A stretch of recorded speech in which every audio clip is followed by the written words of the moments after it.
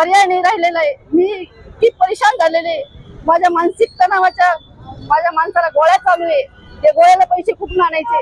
आम्ही फार रस्त्यावर आलोय। आमची काही पुलिस कमिश्नर ऑफिस सामने खुद ने अपने हाथ में लेना चाहिए इसका तपास, जबकि ये तपास बहुत बड़ा है और हमारे लोगों को कंप्लेंट नहीं है। मेरे मम्मी पापा चल फिर नहीं झूठे वक्तव्य दे करके जनता का पैसा दबा करके और भाग जाना चाह रहे हैं। तो इसके लिए आज बँकेमध्ये जवळपास 500 कोटीच्या वरती घोटाळा आहे, पण रेकॉर्डवर फक्त 64 कोटी दाखवल्या गेलेलं आहे। त्याच्यामध्ये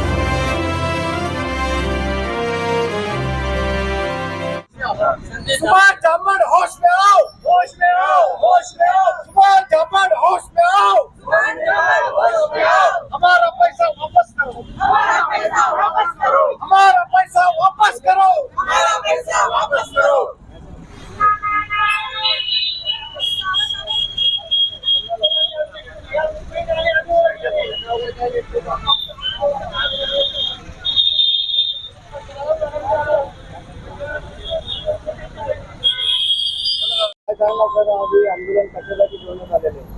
सर, आम्ही अजंठा अर्बनचे बँक खातेदार आहोत।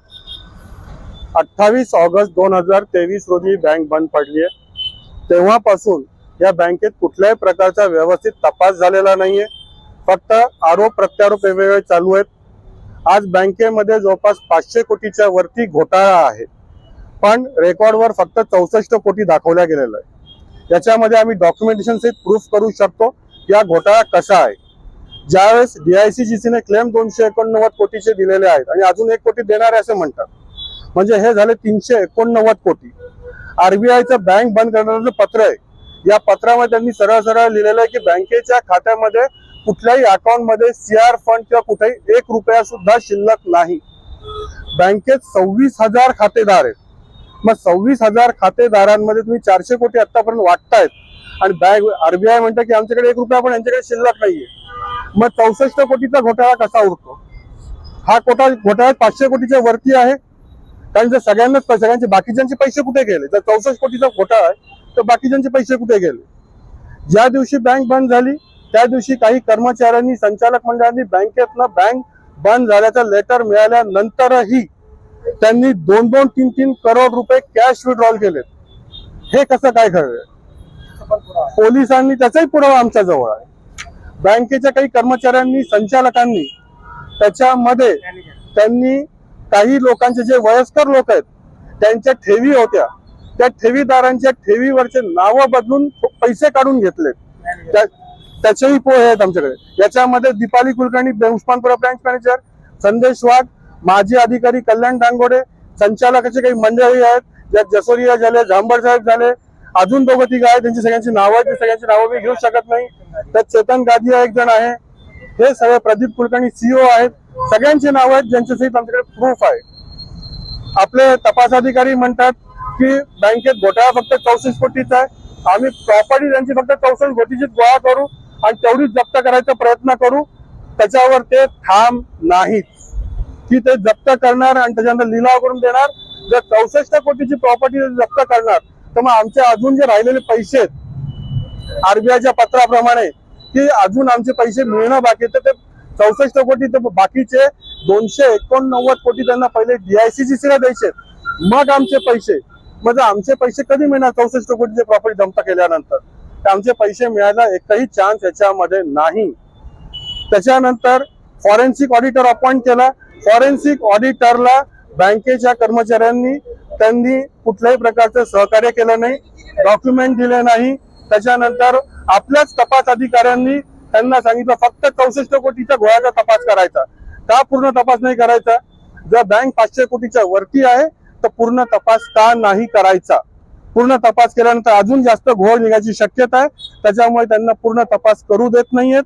आणि तसं पत्र फॉरेन्सिक ऑडिटरने दिलेलं आहे की मला कुठलंही कोऑपरेटिव्ह नाही, फक्त 64 कोटीचाच तपास करायला सांगितलेला आहे, मी तेवढाच करणार। या लोकांनी आमच्या FD वर दुसऱ्याच्या नावाने खोटे बनावट कर्ज तयार केले, FDOD, त्याला FDOD म्हणतात, ते दुसऱ्याच्या नावाने म्हणजे आमच्या FDच्या नावा अगेन्स्ट गॅरंटी देऊन त्यांनी दुसरे पैसे आणि जवळपास 50 ते 60 कोटीचा तो घोळ आहे। आणि ते त्यांचे कर्ज जप्त करण्यासाठी, म्हणजे बंद करण्यासाठी, कर्ज फेडलेले दाखवण्यासाठी आमच्या FD त्यांनी त्यांच्या खात्यात जमा केले, त्याच्यामुळे काही लोकांना पैसे मिळालेले नाहीयेत, इन्शुरन्स क्लेमचे सुद्धा पैसे मिळालेले नाहीयेत।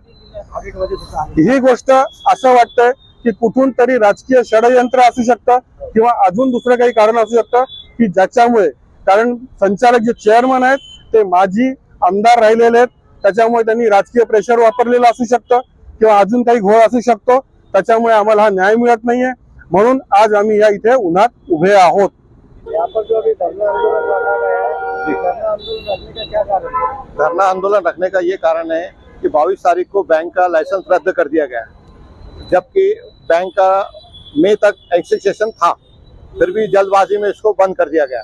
प्रशासक मात्रे बोलकर है, उसने उसको बंद कर दिया, उसको रेकमेंड किया, जबकि पहला एक लेटर है कि ये बाराते साहब थे, प्रशासक भी थे और DDR थे, उन्होंने ये दिया था पुलिस कमिश्नर को 7/11/2024 को, ये कि भाई इसके अंदर दीपाली कुलकर्णी बोलकर एक उस्मानपुरा ब्रांच की एक मैनेजर है, जिसने अपने स्वतः के ऑडिट के ऊपर, स्वतः के इसके ऊपर पैसा रिकवर कर दिया, इसका FIR दाखिल नहीं किया, जबकि 1 करोड़ों में इसका दाखिल नहीं किया। और दूसरी बात, आज हमारे को कोई दे नहीं रहा है, सरकार ने प्रशासक जो है मात्रे साहब जो है उनको ही उसके ऊपर नियुक्त कर दिया, जबकि वो आदमी सही नहीं है। हम चाह रहे हैं कि भाई उसकी जगह कोई दूसरा हो, जबकि हमने सरकार को दिया है कि मैडम का नाम दिया है, पर अब वो मैडम का नाम जानबूझ के नहीं लिया जा रहा, वो ईमानदार मैडम है बोलकर।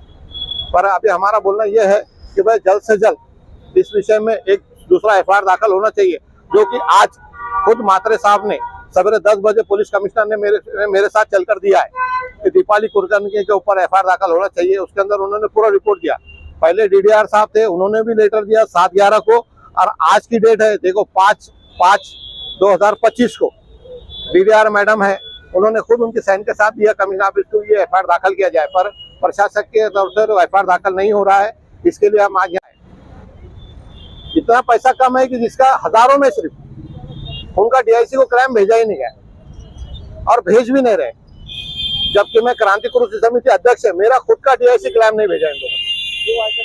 नहीं, तुम लड़ रहे बोल के नहीं देने का है, तुम लड़ रहे बोल के नहीं देना है, जबकि मैंने कई बार उसके अंदर कंप्लेंट दिया, सरकार को करा, अब सब करा हमने एक बात भी। जैसा आपने अभी बताया कि प्रशासक जो है चेंज करना चाहिए, इस बारे में बिल्कुल बिल्कुल प्रशासक चेंज करना चाहिए। ऊना को लेटर दिया गया है, सभी जगह लेटर दिया है, और 1 महीने के बाद अगर ये सब सिस्टम नहीं हुआ, प्रशासक अगर बदली नहीं हुआ, और पुलिस कमिश्नर ऑफिस सामने खुद ने अपने हाथ में लेना चाहिए इसका तपास, जबकि ये तपास बहुत बड़ा है और हमारे लोगों को कंप्लेंट दिया। मेरे मम्मी पापा चल फिर नहीं सकते, वो यहाँ नहीं आए, उनके खाते के अंदर 72 लाख रुपए, उनको अभी तक एक भी DIC क्लेम नहीं आया, और ना मेरी बहन को आया। हमारे साहिब खान ये लीडर है, इन्होंने बहुत सारा हमारे को कोऑपरेट किया, इतने बार लड़ाई लड़ी उन्होंने कि जिसकी हद नहीं, फिर भी उनको भी दाद नहीं दी जाती।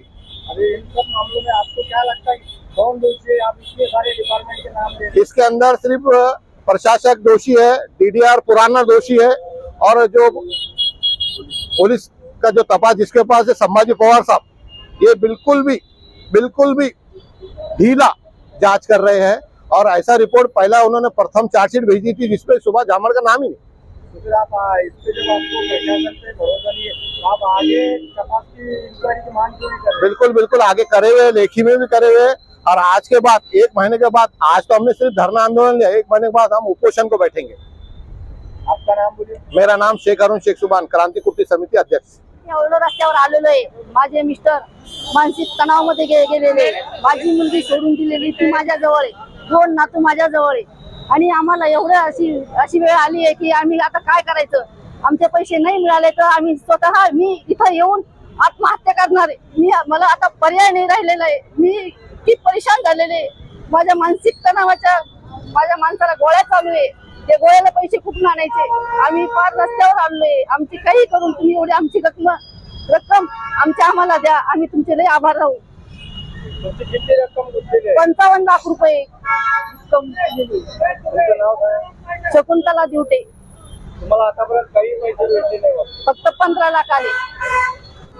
आम्ही पण जशी बँक उघडली तशी आम्ही तिथे जवळजवळ 20 वर्ष होऊन गेले ते पैसे जमा करतोय, पण आम्हाला काही पैसे मिळालेले नाहीये, फक्त 5 लाख रुपये मिळालेले, आणि माझे मिस्टर रिक्षा चालवतात, तर त्याच्यावरच आमचा उदरनिर्वाह आहे, आणि इतकं आम्ही एक पैसे जमा करून पैसा जमवलेला आहे तिथं, जीवाला अक्षरशः मुलीच्या लग्नासाठी आम्ही जमा केलेला आहे।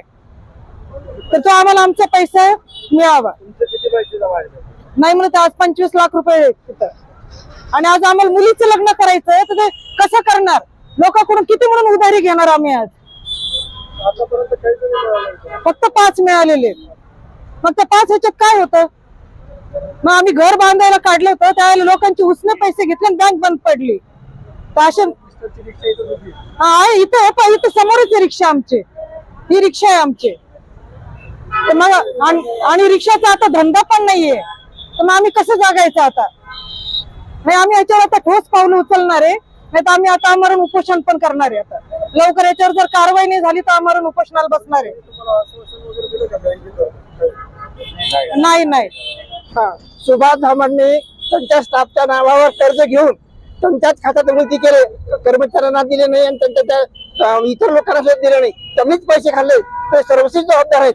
इतर कोणीही जबाबदार नाही. सर्वस्वी धामणच जबाबदार आहेत. त्यांच्याकडून पैसे वसूल होऊ शकतात परंतु हे पैसे वसूल करत नाही पोलीस डिपार्टमेंट. माणूस काही काम येते जामीन हे करतात ते त्यांच्याच पैसे त्यांच्याकडून जर वसूल केला आमचे पैसे मिळू शकतील. त्यांनी खोट्या एफडी तयार करून लोकांचं कर्ज खोट्या एफडी करून कर्ज वळती गेलं आणि कर्जदाराकडून त्यांचं कर्ज वसूल होतं त्यांनी त्यांचं कर्ज जमा करून खोटी नोंद केली की गव्हर्नमेंट सिक्युरिटी बी टाकली.